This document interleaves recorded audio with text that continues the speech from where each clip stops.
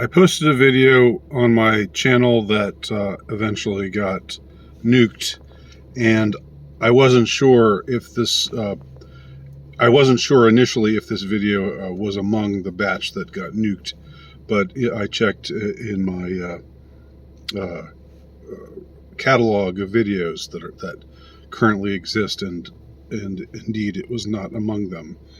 So I thought I would redo it here, because this is this video was and is it was in its past incarnation, and it is in its current incarnation, an analysis of a song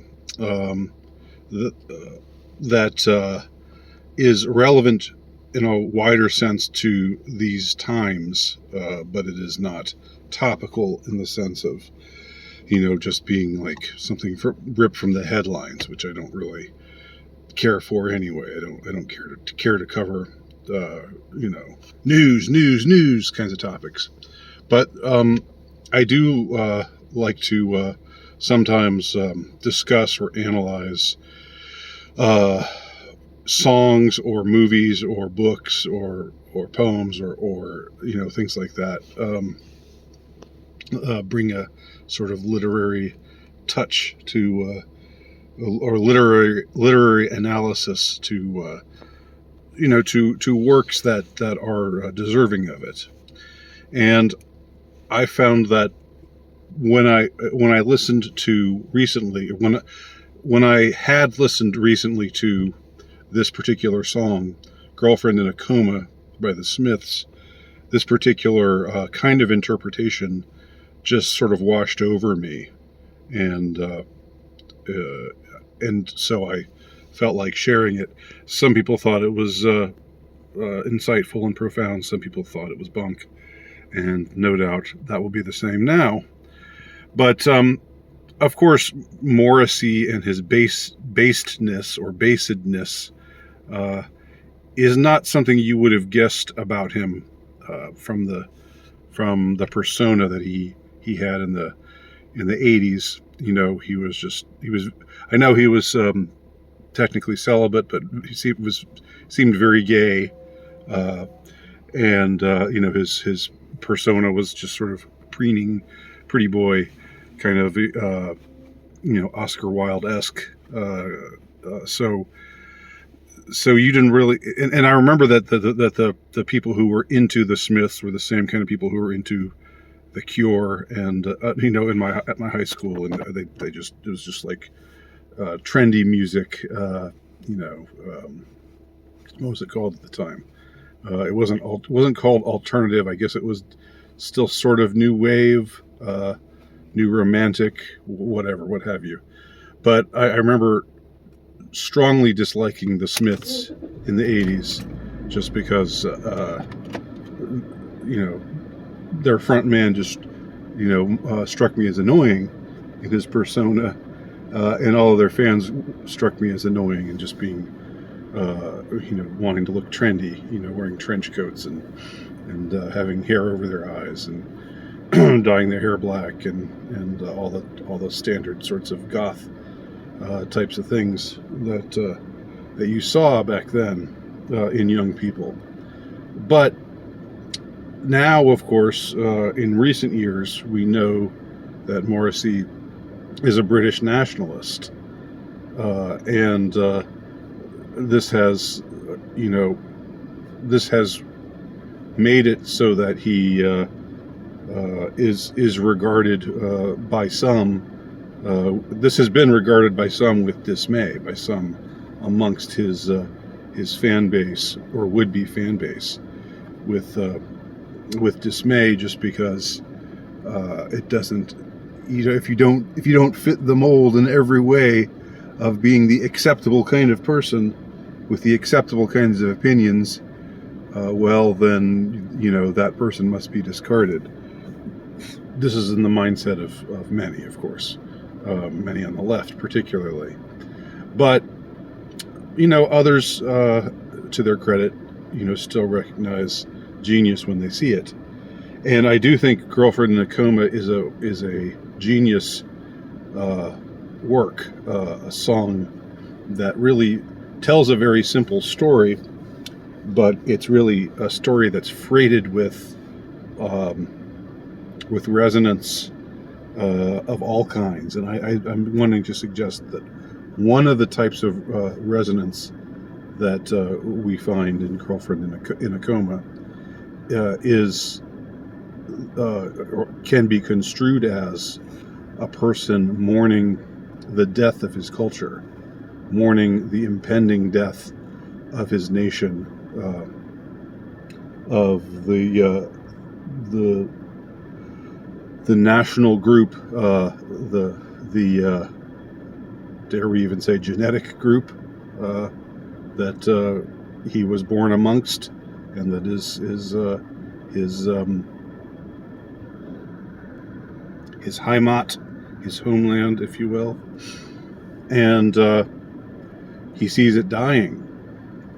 It's not dead yet, but it's in a coma, and it's not likely to pull out of the coma. Now, again, the song can be interpreted many ways, but I don't think it's as. I mean, I think it's a song that it's easy to see as a parable or a fable, or what's another type of thing, type of story like that. A story that it is meant to have wider significance. Okay, so the story in the song is just a guy who's mourning the fact that his girlfriend is in a coma, and he says, "I know it's serious. There were times when I could have murdered her, but I would hate anything to happen to her. Please tell me that she'll pull through." So a lot of conflicting emotions there, just as one has conflicting emotions about one's family, one's homeland, one's nation. There are things about it that make you want to maybe make you feel misunderstood or like a misfit, like you would go into exile if you could, but yet at the same time, and there are times when I could have murdered her. This kind of admission, this kind of honest admission, is something to be applauded, because it's not, that kind of candor you don't typically find in a song, about a relationship. There were times when I could have murdered her, but I'd hate anything to happen to her. So, that's an obvious paradox. Just like, there's times I get so angry with my culture, my society, with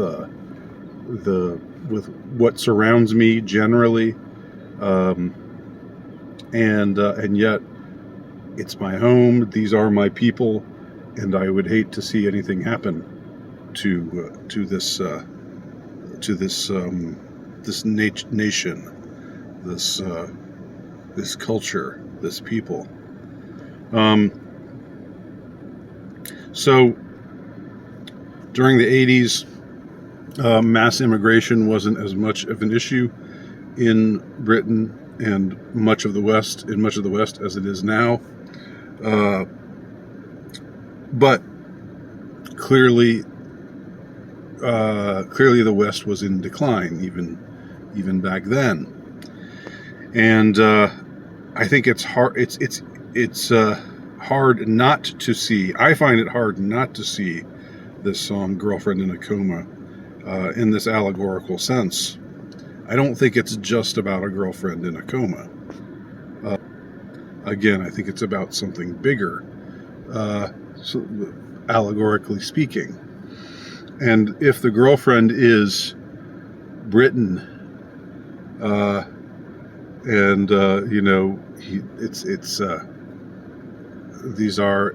in a time of decline and fall.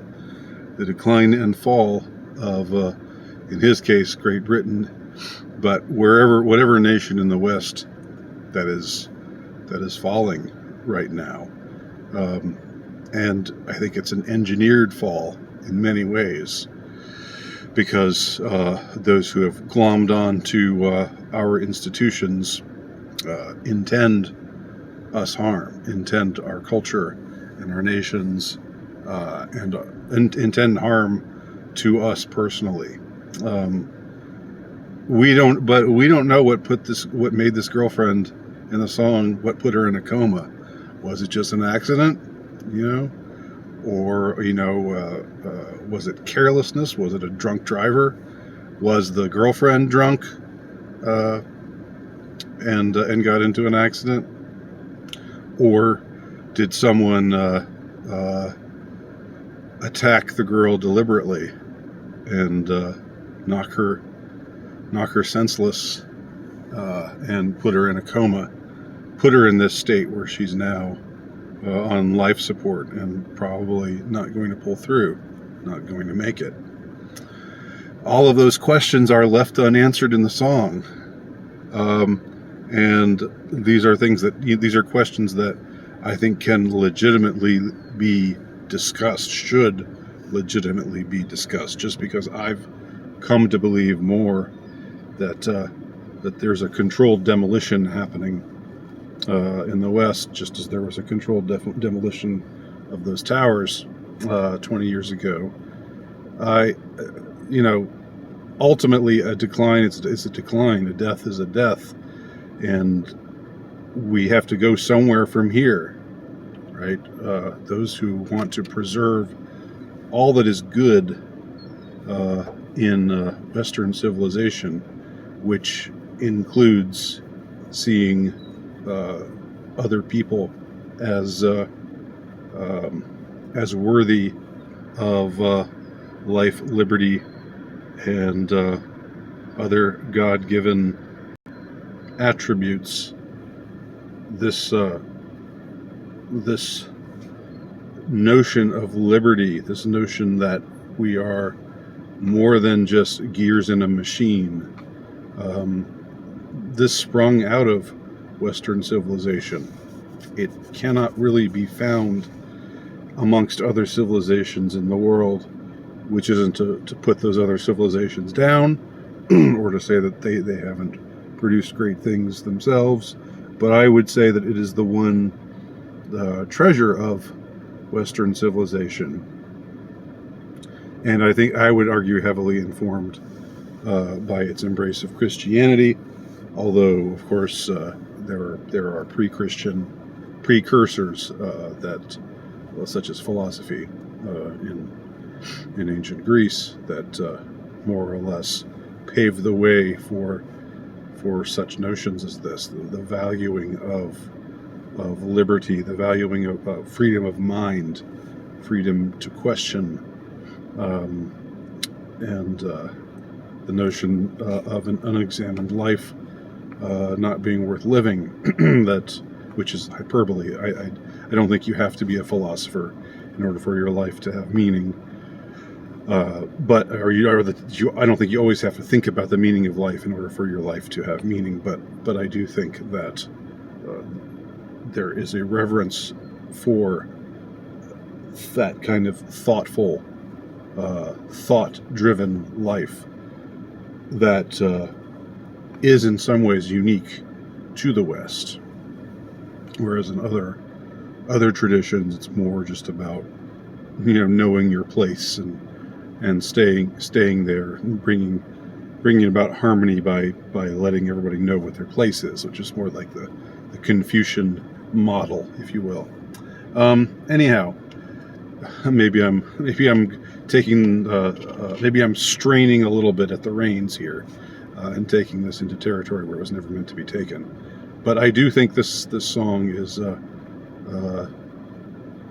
it's a powerful song, and I think its power derives from what it arouses in the listener, which is a sense of impending loss.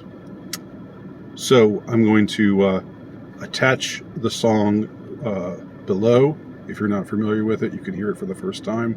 It's a very short song, You know, just like other Smith songs, like Panic, it packs a lot of significance into a very short period of time. I think just a little over 2 minutes. Anyway, let me know what you think. My name's Andy Nowicki. Check out my work at altrightnovelist.com. Please purchase my latest book called The Insurrectionist. If you are interested or want to find out more about it, you can find out about it at terrorhousepress.com.